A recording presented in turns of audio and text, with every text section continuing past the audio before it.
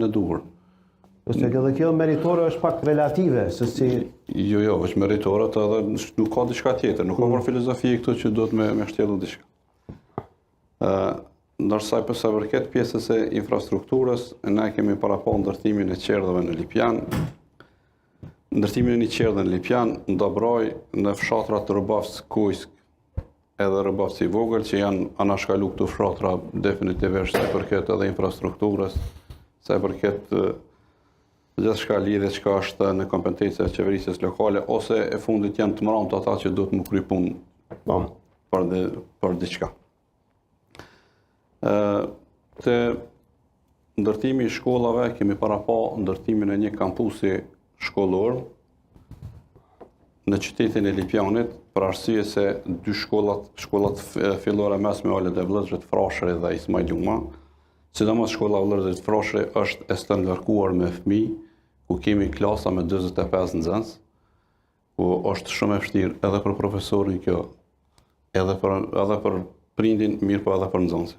Për të eliminu këto probleme të përgjithshme, thash se shkolla Vëllezrit Frashëri ka 1850 nxënës, edhe shkolla Ismail-Jumi ka 747 nxënës, ku gjithsej bajnë 2599 nxënës.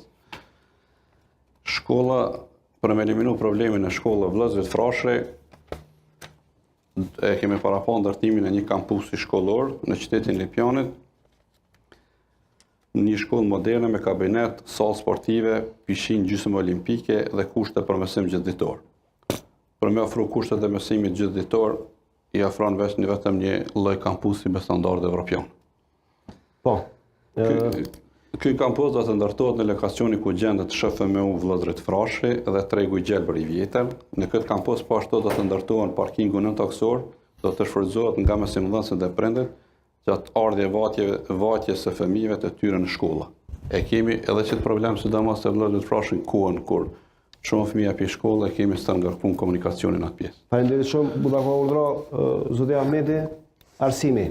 Plani juaj. Po përpiqem shkurt me sqaroj disa çështje para, tash është një lloj mode, një lloj e njohur kështu politizimi i arsimit, megjithatë më le të them që mund të ketë njerëz edhe në DK, ka drejtorë që janë atë të gjetur prej kur unë kam shku dhe kanë vazhdu.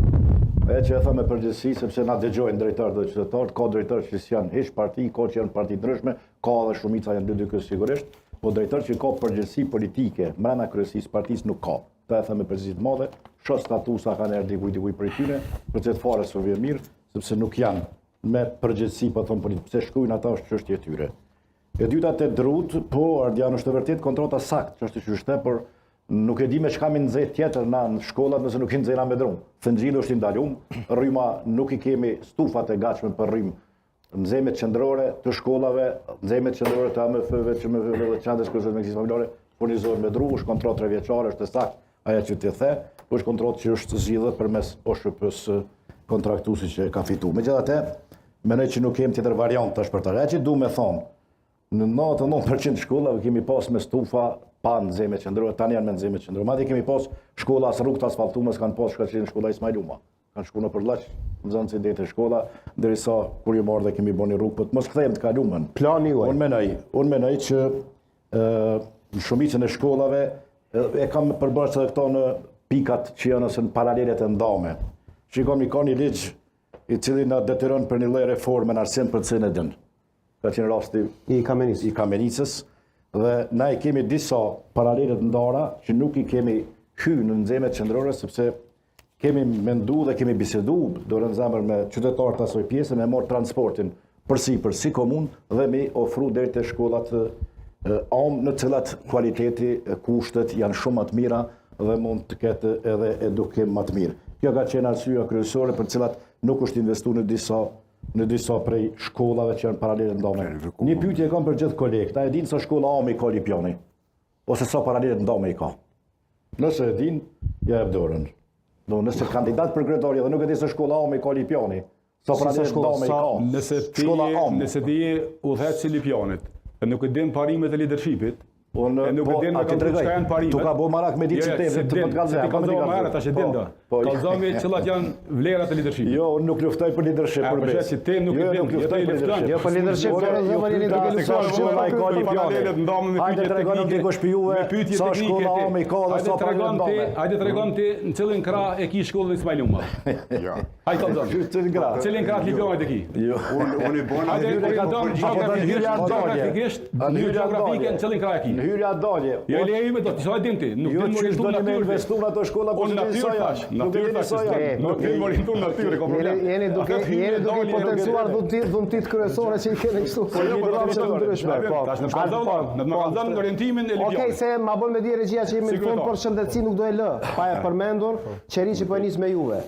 Po, sa i përket nga 1 minutë ju lutem gjithë. Për 1 minutë, sa i përket shëndetësisë, ne do të marrim veprimet e nevojshme që shëndetësia në Lipjan të kemi një komunë shëndetshme, të qasshme me kujdes gjithë përfshirë për qytetarët, përfshi veçanërisht gratë, moshurit dhe me qasje të barabartë shërbime cilësore.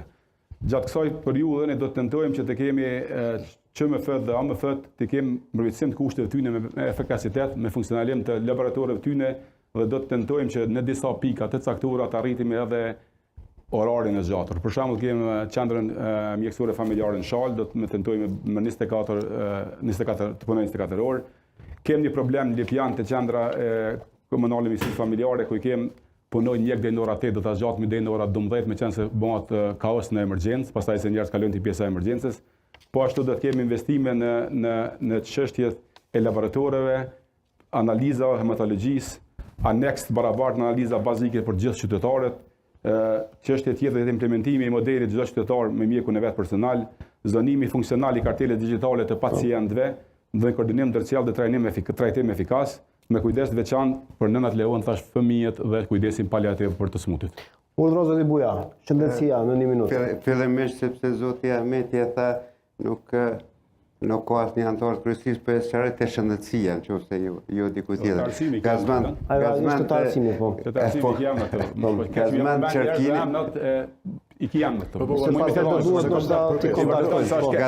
Gazman Çerkini është shef i asamblejës, ka qenë shef i asamblejistave të LDK-s, o emëru shef i maternitetit në Lipjan. Jo drejtar, se politik në drejtar. Po ashtu, drejtor është emëru në vitin 2013, pa konkurs, Agim Krasniqi, i cili është pa konkurs, dhe asnjëherë se keni shpallë konkursin, për sa vite, dhe Agim Krasniqi halo është drejtor aty, dhe para atë dhe kemi një kaos në shëndetësi. Prandaj do të duhet një riorganizim në gjithë shëndetësinë në veçanti të 12 njësitë që i ka qendra kryesore e mjekësisë familjare. Po ashtu duhet. Po ashtu gjithsesi duhet në qendrat e mjekësisë familjare, sepse dallojnë qendra mjekësisë familjare, qendra kryesore e mjekësisë familjare dhe AMF dallojnë. Qendrat e mjekësisë familjare i kemi në qendrat e mëdha, siç është Maguria, Shala, është Slovia, Slovi s'ka halo qendrat e mjekësisë familjare, është Gadimja, atje, do të jenë qendrat e mjekësisë familjare që do duhej me i shërby qytetarëve mjek 24 orë. Po ashtu me ligjën, në 2000 banor, deri në 2500 banor, do të me qenë patjetër një mjek. Nëse e kalon 2500 banor, që siç e kemi rastin në Slovi, i ka rreth 4000 banor, apo mbi 3500 banor, do duhet gjithsesi të kemi 2 mjek. Aty është përgatitur, sa kam qenë unë kryetar komune, të jetë qendër e mjekësisë familjare. Po ende është në nivelin e AMF-s. Kemi ndërtu ambulanca, të cilat janë mbyll, si në Smallush. Në Banull është renovu dhe është lënë në mëshirën e kuës dhe ajo është demolu. Po ashtu kemi çështjen e mbi ngarkimit të emergjencës, sepse është hjekni rregullore që ka qenë atku dhe që kanë post shërbimin në përqendrat e mjekësisë familjare. Naturalisht ka shumë sfida në shëndetësi. Në shëndetësi urdhro zoti Ahmeti, pastaj vijmë me pjesën tjetër. Shkurt, veç për drejtorin, nuk e kemi emëruar na, e kemi gjetë. E ka është emëruar në kohën tuaj sipas gjitha gjasave, edhe e ka kthy organet gjyqësore në vendin e punës, me cena nuk mujmë me ballafaqu më shumë, ka vendim, me cena është kthy atë. Plani juaj? Rregullat, por ndeni shkurt disa prej çështjeve që lidhen me shëndetësinë të them. Natyrisht që ne synojmë avancu shërbimet në shëndetësi dhe objektivi përgjithshëm i ynë është ofrimi shërbime shëndetësore cilësore duke vendosur natyrisht pacientin në qendër të mjekësisë. Laboratoret e QKMF-s dhe QMF-s do të shndrohen në qendra moderne diagnostifike. Aktualisht në QKMF-n e Lipjanit bëhen 36 lloje të analizave hematologjike dhe biokimike, ndërsa në QMF tjera, në Janiev, në Gadimen, Magurë dhe në Shalë, bëhen 23 lloje të analizave laboratorike dhe biokimike. Që tash mund me shku me provu të testu. Ne do të investojmë natyrisht në blerjen e pajisjeve moderne dhe analizave dhe për analiza të tjera. Gjithashtu do të blejmë edhe autoambulanca për shërbime mjekësore në teren, secila qendër e mjekësisë familjare dhe AMF do ta ketë një prej autoambulancave për rastet e nevojave që mund ndodhin aty. Do të fuqizohet natyrisht shërbimi paliativit, kam dëgju këtë që kanë ide të tilla, por ky shërbim funksionon më tepër se që 4-5 vite dhe është mjaft efikas. Do të fuqizohet roli i mjekëve ose vizitat e tyre në shtëpi për nënat dhe fëmijët deri në moshën 3 vjeçare dhe do të zgjerohet natyrisht shërbimet shëndetësore të integruara për pacientë me sëmundje kronike si diabeti, astma dhe sëmundje të tjera kronike. Do të vazhdojmë natyrisht me furnizimin e aparaturave të nevojshme, siç i kemi bërë 2 automjete për personat me hemodializë dhe do të vazhdojnë edhe furnizimin me mekanizëm të tjerë dhe aparatura të nevojshme në objektin e ri të qendrës kryesore të mjekësisë familjare dhe në shërbimet e urgjencës që shumë shpejt do të funksionalizohet. Faleminderit shumë. Pyetje që urdhëro, 1 minutë që juaj. Ajo që ne kemi para pa në shëndetësi është që çdo qytetar të ketë të përzgjedhur mjekun familjar pranë vendbanimit, sistemin elektronik për zgjedhje dhe ndërrim të mjekut familjar, modernizimin e QKMF-ve me pajisje diagnostike. Këtu desha të ndërlidhem tek qendrat e mëdha siç është Llovia, Gadimja, Shala dhe Magura, për shembull për fshatin Sllovi, do të mund të kryeni shërbime Oklapi, Tërbusi dhe Smallusha, ndërsa për fshatrat Gadime, fjala bie, Vrella, Babushi, Glavica dhe Marevci.